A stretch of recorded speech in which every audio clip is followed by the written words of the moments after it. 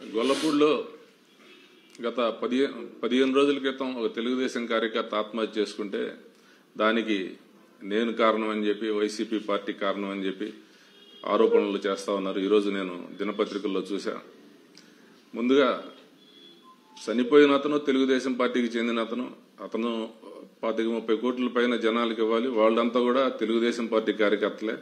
తెలుగుదేశం పార్టీకి మొదటి నుంచి తెలుగుదేశం పార్టీని అంటిపెట్టుకున్న కుటుంబాలు అవన్నీ కూడా వాళ్ళకున్న తగాదాల్లో అతను రిమాండ్కి వెళ్లి దాన్ని వైసీపీ మీద ఆపాదించడం మంచి పద్ధతి కాదు.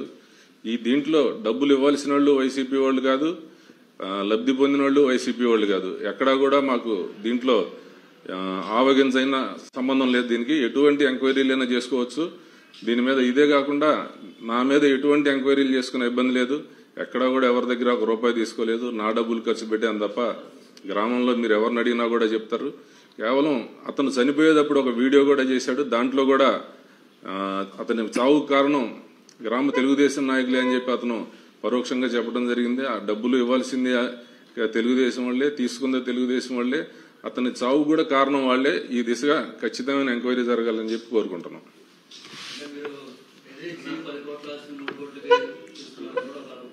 ఎవరు ఆస్తి ఎవరు రాపించుకున్నారు, ఎవరికి రాశారు ఆస్తి అనేది కూడా మీరు ఎంక్వైరీ చేయండి. మీరు పత్రికలంతా కూడా దయచేసి మీరు కూడా నిష్పాక్షికంగా ఎంక్వైరీ చేయండి. ఎవరు ఆస్తి ఎవరు రాపించుకున్నారు. వాళ్ళు ఇవ్వాల్సిన డబ్బులు కట్టాల్సిన వాళ్ళు కట్టించుకుని ఉంటారు. అది నాకేం సంబంధం? అది అందరూ కూడా తెలుగుదేశం పార్టీ వాళ్ళు ఎటువంటి సంబంధం లేదు. నాకు వైసీపీ పార్టీకి ఎటువంటి సంబంధం లేదు. మా కార్యకర్తలకు కానీ నాకు కానీ ఎవరి భాగస్వామ్యం దీంట్లో లేదు.